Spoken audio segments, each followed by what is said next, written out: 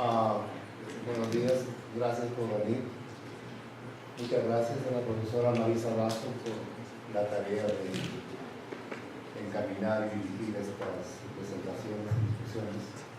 Y quiero además decir mi agradecimiento al profesor Luis Ángel Román, que está por allá. Perdón. Él es doctorado nuestro de la Universidad Nacional, profesor en esta universidad, y su apoyo ha sido realmente muy efectivo para que podamos reunirnos en esta sala en el último día del seminario. Bueno, yo voy a muy rápidamente, con respecto al tiempo asignado, tratar dos tipos de problemas. El primero es lo que puede llamarse el legado metahistórico de la revolución, el impacto de la revolución mexicana en el Perú. Y el segundo es una discusión muy coyuntural, es decir, la manera como dos grandes pensadores peruanos, me refiero a Víctor Raúl Ayala Torre y a José Carlos María Rey, pensaron en el espejo de la revolución mexicana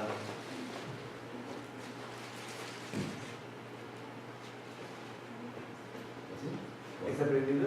Tal vez un niño. No. Ahora sí, sí. Bueno. Decía entonces que son dos temas que quisiera abordar rápidamente. Primero, el legado de largo plazo de la revolución mexicana. Y en segundo lugar, el contraste en el pensamiento de Ayala Torre por una parte y José Carlos María Rey por otra, en torno a las enseñanzas de esta revolución. Bueno, creo que es suficientemente conocido que Mesoamérica y los Andes son seguramente las áreas culturales más significativas del continente, de tal manera que esto permite que la comparación tenga efectivamente coordenadas bastante precisas. En efecto, la Revolución Mexicana de 1910 dejó una impronta muy grande en el pensamiento social del país, expresado primero en las grandes novelas así llamadas sindicalistas, Florinda Materna, Ciro Alegría, José María Guevas, también Carlos Eduardo Valcárcel, también el gran Vallejo, el de los poemas humanos y los heraldos negros. Pero si bien estas reacciones fueron, diríamos, casi inmediatas y se expresaron en la primera mitad del siglo XX, seguramente la reflexión más contundente se produjo en el contexto de los 60 de ese siglo. Primero a través de una política de un conjunto de oficiales del ejército peruano, por una parte Juan Velasco Alvarado, quien hizo una reforma agraria en 1969 mucho más radical incluso que la reforma agraria cubana. Sí, por radical se entiende el tamaño de las parcelas dejadas a los antiguos propietarios.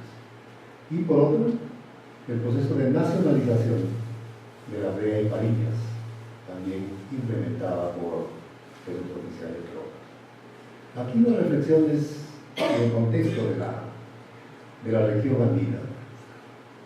Lo siguiente, es decir, ¿qué es lo que explica que los campesinos de Bolivia y el Perú hayan impuesto reformas agrarias radicales a su clase propietaria? A tal extremo que en el caso peruano, por lo menos en el corto plazo, como en Bolivia, la hacienda, la vieja hacienda colonial desapareció de manera completa en la desarrollo social, que después se reconstituyeron con características mucho más feroces. Este es otro problema.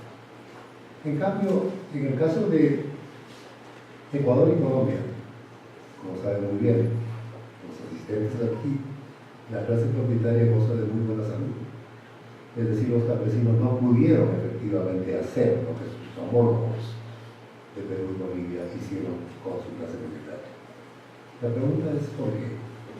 Creo que aquí una hipótesis posible es examinar la naturaleza de las relaciones de fuerza de las dos clases agrarias. En efecto, lo que caracteriza a Colombia y el Ecuador es que, si bien existe un campesinado, y particularmente un campesinado indígena, desafortunadamente sus organizaciones colectivas desaparecieron. En el caso de Colombia es, creo, bien conocido que los resguardos son auténticas creaciones de la Constitución de 1991. Mientras que en el caso del Ecuador, por cierto, hay campesinos con identidades indígenas muy orgullosas, los Tabaco, los Sarazaca, por ejemplo, los Saraburo, por ejemplo. Los Tabaco incluso uno los encuentra en la peatonal. Pero no existen, a diferencia de Bolivia y de Perú, estas corporaciones indígenas. Y aquí el ejemplo mexicano es pertinente, ¿verdad? El área más radical de la revolución en torno a la cuestión agraria fue Morelos. ¿Y qué es Morelos? Un conjunto de campesinos liderados por Zapata, pero campesinos pequeños propietarios, agrupados en comunidades campesinas desde fuera de las haciendas.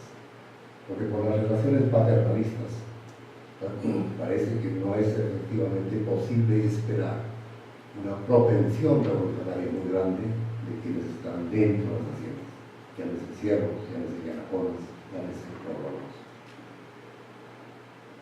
Y bueno, sabemos también, al igual que en el caso de la experiencia mexicana, que estas transformaciones, si bien fueron muy importantes, sin embargo, como consecuencia de sus propias contradicciones, como en el caso de México, no fueron desafortunadamente mucho más allá de las promesas retóricas que se formularon. Bueno, el otro aspecto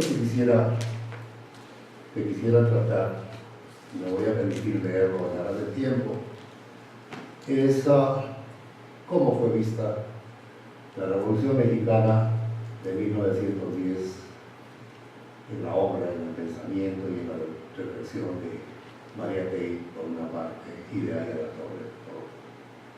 Ahora, hay una diferencia. Bueno, permítanme recordarles que la década de los 20, en el caso de Perú, fue una década milagrosa.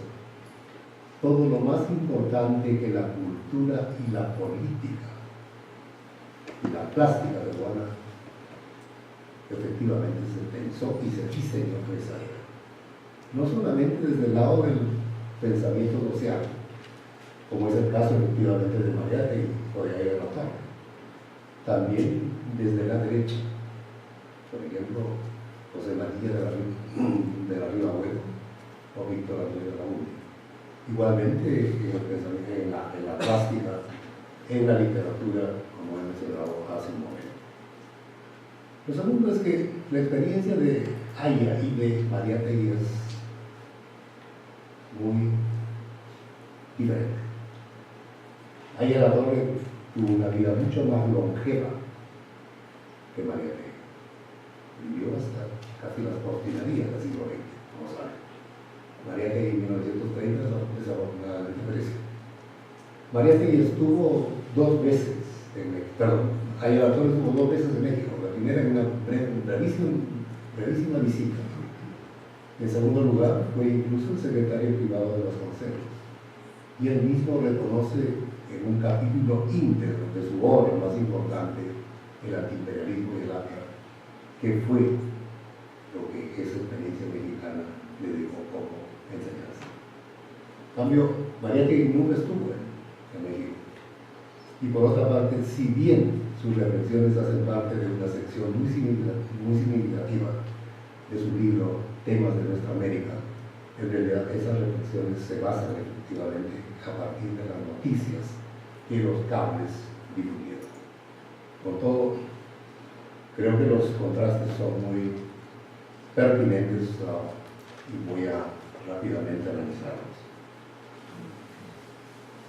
El objetivo de esta ponencia es examinar el papel que tuvo la experiencia de la Revolución Mexicana en el pensamiento de Víctor Laguna de la Torre y de José Carlos Mariátegui, dos de los más prominentes pensadores sociales de Perú de la década de los 20 del siglo XX. Se trata, por lo tanto, de una aproximación muy singular, en el sentido que este impacto no se examina a partir de la acción política directa que pudo motivar el Espejo de México en la acción colectiva de los actores sociales, sino más bien cómo fue pensada por dos hombres de amplia resonancia en la vida política del Perú de esos años.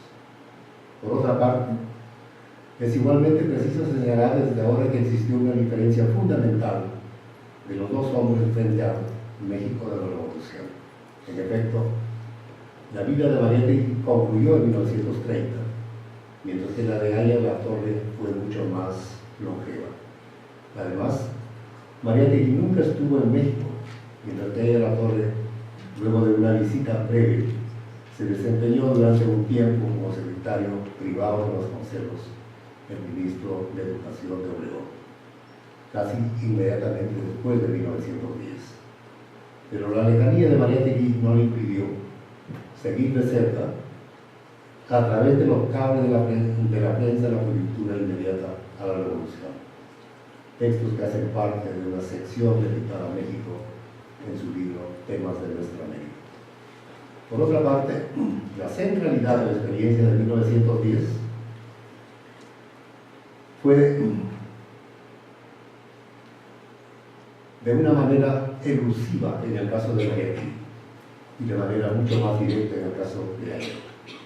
En ambos sirvieron, como dije hace un momento, para ilustrar sus tesis políticas contrapuestas. Para Aya, en definitiva, su tesis del Estado imperialista fue sugerida por la gran experiencia histórica de la Revolución Mexicana. Esa revolución, como la reforma universitaria de Córdoba, fueron reconocidos por el fundador del APRA como los procesos centrales que inspiraron su pensamiento. A propósito, en efecto, Aya La Torre decía que la reforma universitaria de Córdoba había permitido la emancipación del coloniaje mexicano. En el Liberalismo y el APRA, obra publicada por vez primera en 1935 y con sucesivas ediciones en 1936, en 1970 y en 1972, Aya afirma que nuestra experiencia histórica en América Latina, y especialmente la muy importante y contemporánea de México, nos demuestra que el inmenso poder del imperialismo yanqui no puede ser afrontado sin la unidad de los pueblos latinoamericanos. En mi concepto, la Revolución Mexicana es nuestra revolución, es nuestro más fecundo campo de ensayo renovado. Sus aciertos y sus errores, sus fracasos y sus éxitos, sus contradicciones y sus impulsos constructivos han de derivar para nuestros pueblos las más aprovechables lecciones. Recordemos que la Revolución Mexicana ha sido un movimiento espontáneo que es preciso examinar en toda su fascinante y a veces terrible realidad para comprender que nunca fue más exactamente aplicable el concepto biológico a una revolución. A las puertas del más poderoso e imperialista país de la tierra, México ha hecho lo que su realidad le ha permitido hacer. Su impulso revolucionario, detenido o desviado muchas veces, ha sido espontáneo y vigoroso. No olvidemos el primer término, que la Revolución Mexicana no la hicieron los comunistas. No es indispensable ser comunista para ser revolucionario. Sobre la misma experiencia, Aya agrega también, y no hay que olvidar tampoco que México, en su lucha revolucionaria por su independencia económica, fue hasta donde pudo ir solo. Ningún país aislado en Indoamérica, podría haber ido más lejos. Esa es la primera lección que nos ofrece la Revolución Mexicana. Sus limitaciones y sus derrotas son características de un pueblo que lucha aisladamente por liberarse del imperialismo y de sus aliados internos bajo la presión del poder formidable y próximo de su gran enemigo. En México, nosotros encontramos una revolución espontánea, sin programa, apenas.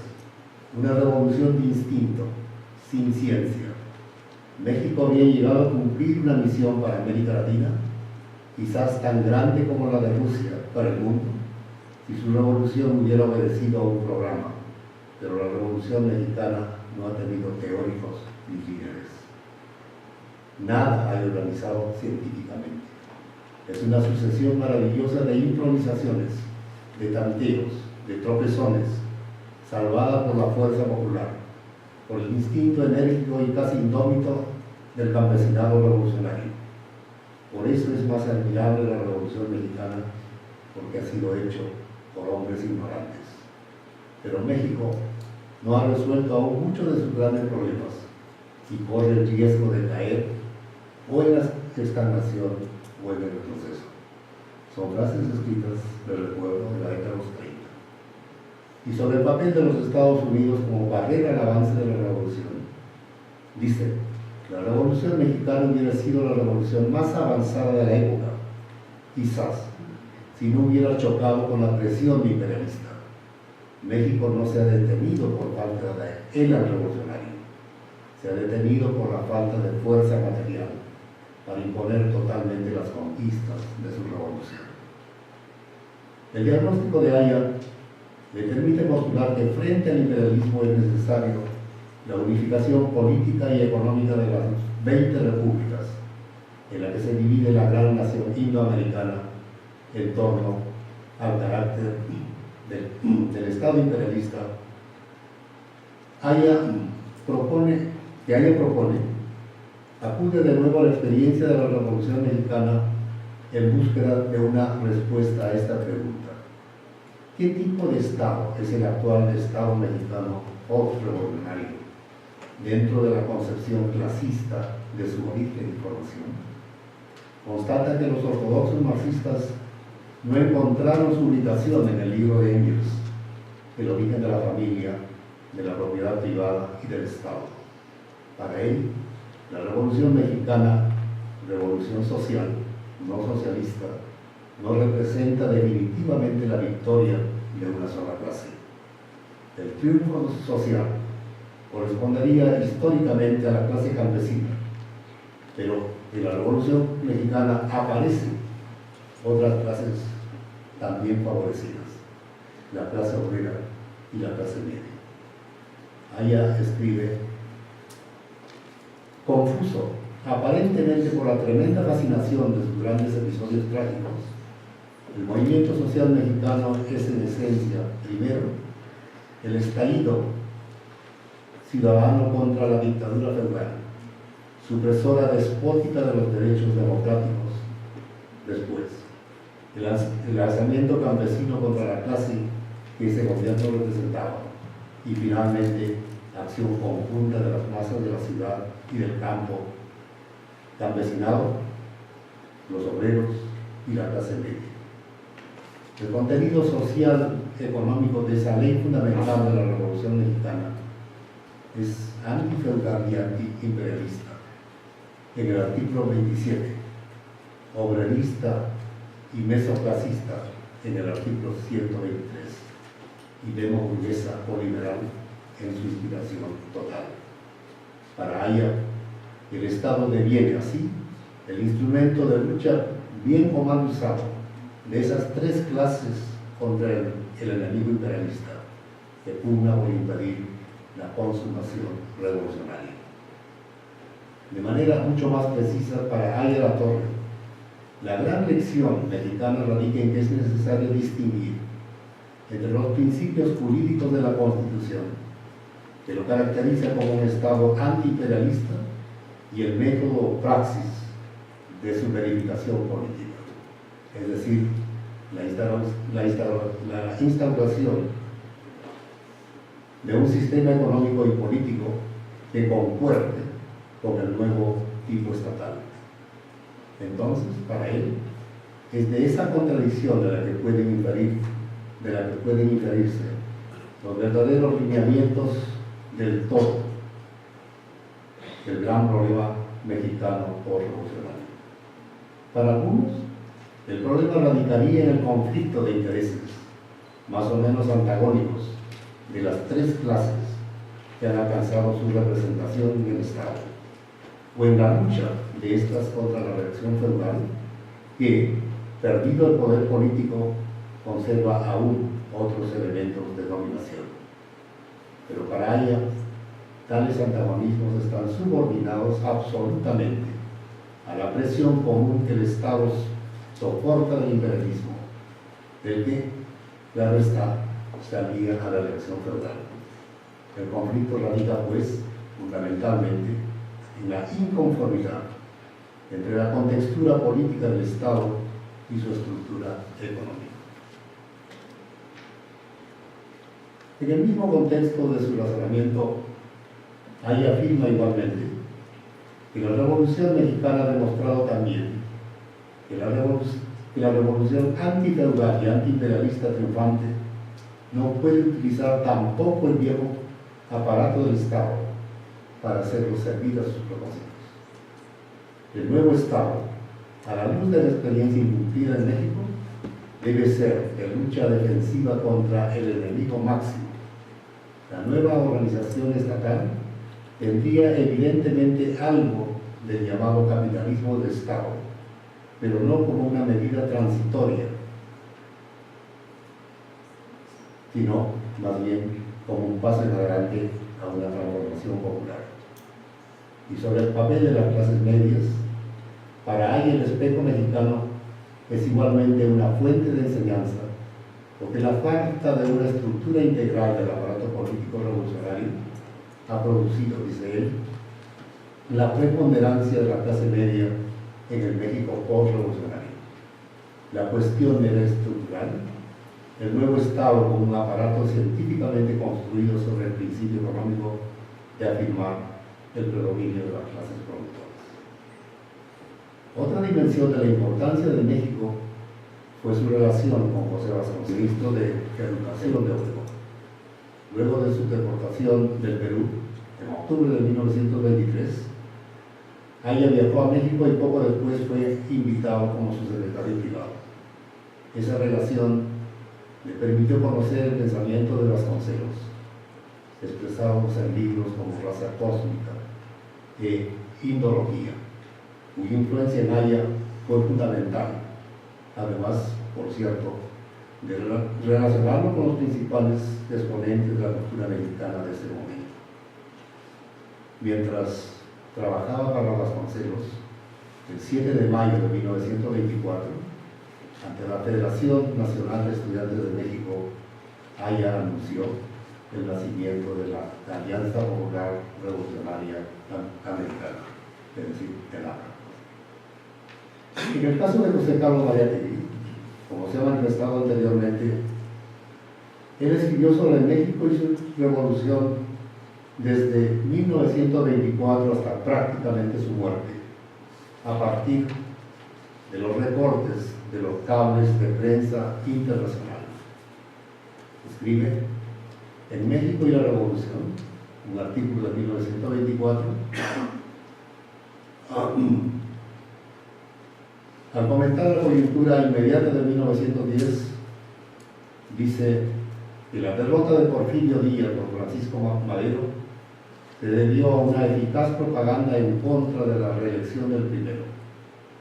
Llegó al poder a través de un compromiso con los científicos, conservó al antiguo parlamento y estas transacciones lo debilitaron a Madero. Vino luego la insurrección de Félix Díaz y la traición de Victoriano Huerta, pero el pronunciamiento de un jefe militar no pudo detener la marcha de la revolución porque sus raíces estaban vivas. El general Venustiano Carranza recogió la bandera de Madero y terminó destituyendo a Huerta. Las reivindicaciones de las revoluciones se acentuaron y el resultado fue la Constitución de Querétaro, cuyo artículo 27 declara que las tierras corresponden a la nación y dispone el fraccionamiento de los latifundios, mientras que el artículo 123 incorpora varias aspiraciones obreras. Pero Carranza no fue demasiado lejos y al intentar designar un sucesor fue destituido y reemplazado por el general Obregón, quien procedió a dar tierras a los campesinos y a inducir el reconocimiento por parte de los Estados Unidos. Su decisión más trascendente fue el nombramiento de Vasconcelos en la cartera de Educación, quien dirigió, en efecto, una reforma extensa y radical de la instrucción pública. En La reacción en México, escrita el 7 de agosto de 1926, Mariátegui, sin mencionar a los cristeros, afirma que el conflicto religioso en México resulta en verdad un conflicto político, como lo muestra la oposición de la clase terrateniente al gobierno del general Calles, quien, ante esa presión, frena el avance de la revolución. La Iglesia, dice Mariátegui, invoca un postulado liberal, la libertad religiosa, olvidando que la rechaza cuando impera el catolicismo. Esta contradicción para Mariátegui ciertamente no es nueva. Para Mariátegui, las sucesivas tensiones entre las diferentes fuerzas que pretenden encarnar el espíritu de la revolución revela que es la presión de los intereses capitalistas que se están desarrollando dentro del régimen de Obregón y de Calles, la que realmente explica esa decisión. Dice que la prosecución de una política revolucionaria que ya venía debilitándose por efecto de las contradicciones internas del bloque gobernante aparece seriamente amenazada. La fuerza de la revolución residió siempre en la alianza de los agraristas y laboristas, esto es, de las masas obreras y campesinas, las tendencias conservadoras, las fuerzas burguesas han ganado una victoria al incidir, al debilitar su solidaridad y fomentar su choque. En otro artículo del 19 de enero de 1929, titulado Cortes Gil contra la CROM, Mariátegui escribe que durante los gobiernos de Obregón y de Calles, la estabilización del régimen revolucionario había sido obtenida en virtud de un pacto tácito entre la pequeña burguesía insurgente y la organización obrera y campesina para colaborar en un terreno estrictamente reformista. Podía seguirse usando contra los ataques reaccionarios una fraseología radical, destinada a mantener vivo el entusiasmo de las masas. Pero todo radicalismo debía en realidad ser sacrificado a una política normalizadora y reconstructiva. Las conquistas de la revolución no podían ser consolidadas sino a este precio. La CROM, surgida y crecida bajo el caudillismo revolucionario, su acta bautismal fue la Constitución Obrera de Saltillo en 1918, carecía de capacidad y de ambición para dominar material e intelectualmente en el gobierno, tanto en la época de la primera elección de Obregón como en la época de la elección de Calles. Concluye que el Estado mexicano no era, ni en la teoría ni en la práctica, un Estado socialista.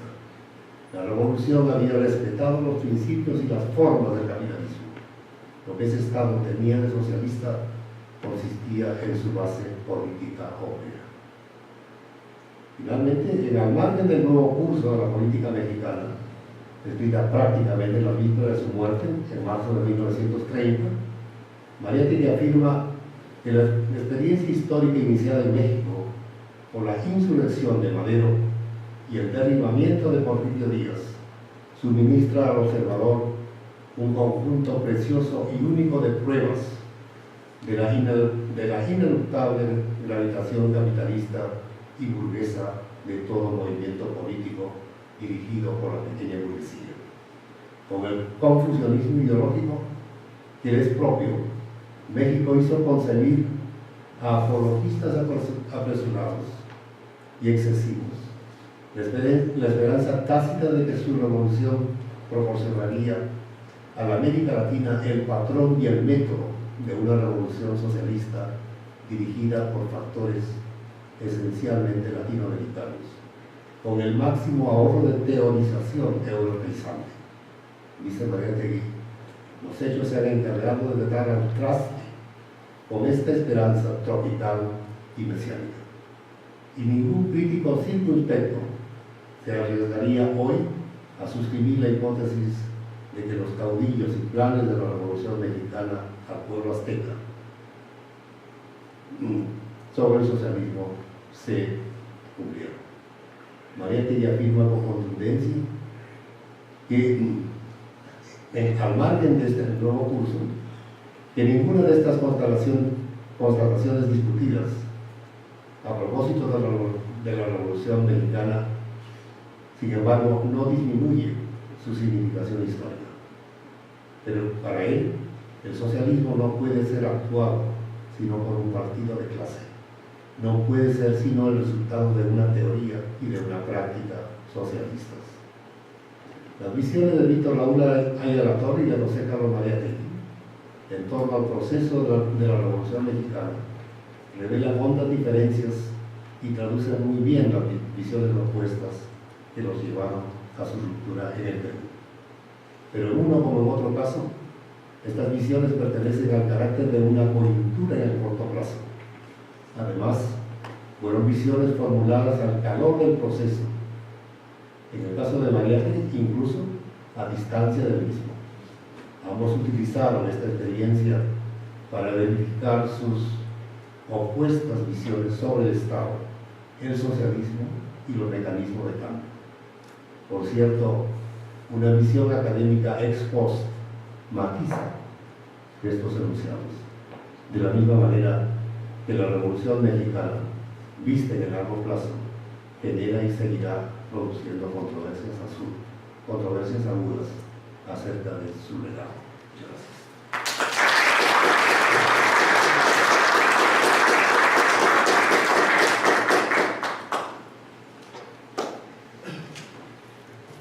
Ahora invitamos a preguntas del público y si por favor con estas preguntas si quieren aclarar a quién se están dirigiendo para los profesores.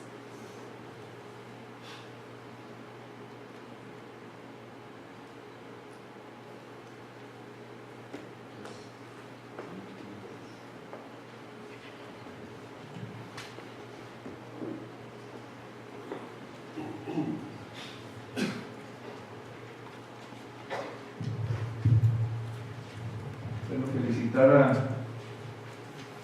los dos colegas sobre su magnífico contrapunteo, primera el constitucionalismo de 1917 en México y en 22 en Perú. Sí, espero cierto. Muy bien, me gustó mucho. Yo soy abogado inicialmente de formación y hago esos ejercicios y por eso me produjo tanto entusiasmo.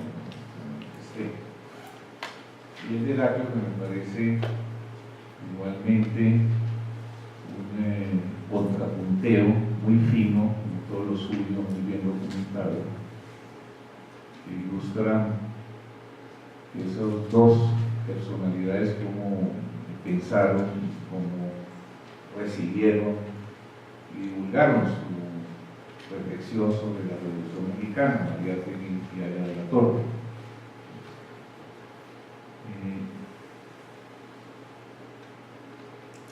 Como las conferencias, los seminarios sirven para reflexionar, pero también para dejar unas pistas en esa línea de la reflexión de Heraclio, que es, digamos, una línea de la izquierda socialista, en el caso de Moriarty siempre marxista, en el caso de Aya, joven Aya muy marxista, luego modulándose y evolucionando hasta una socialdemocracia más liberal, por llamarlo de alguna manera. Había una gran figura que le daría un gran dinamismo al diálogo o enriquece ese contrapunteo, que en las breves pero significativas también páginas que escribió de manera que son breves, lo de ella también, que es lo de León Trotsky, en su estadía en México. Yo invitaría a Heraclio a completar ese fresco que nos ha presentado muy bueno, muy fino, muy documentado, porque el pensamiento de Trotsky está en el corazón mismo del cuarto periodo de la Revolución Mexicana, que es el cardenismo. Si partimos que la independencia es un ciclo revolucionario, Juárez 17, el cardenismo, es parte, digamos, en la tesis del libro de Adolfo Gili, La Revolución Interrumpida, que es que realmente el ciclo revolucionario no se cierra en el 20, sino que reaparece con mucho vigor, continúa y adquiere su clímax en el cardenismo. Y ahí están las reflexiones sobre el bonapartismo progresista, sobre el papel de Lázaro Cárdenas, etc. Invito a que ese acervo se pueda incorporar a este tipo de reflexiones. Sí, voy a permitirme contestar a la pregunta suya porque es muy puntual. Si los textos de Mariátegui provienen efectivamente de diversas fuentes periodísticas y fueron reunidas en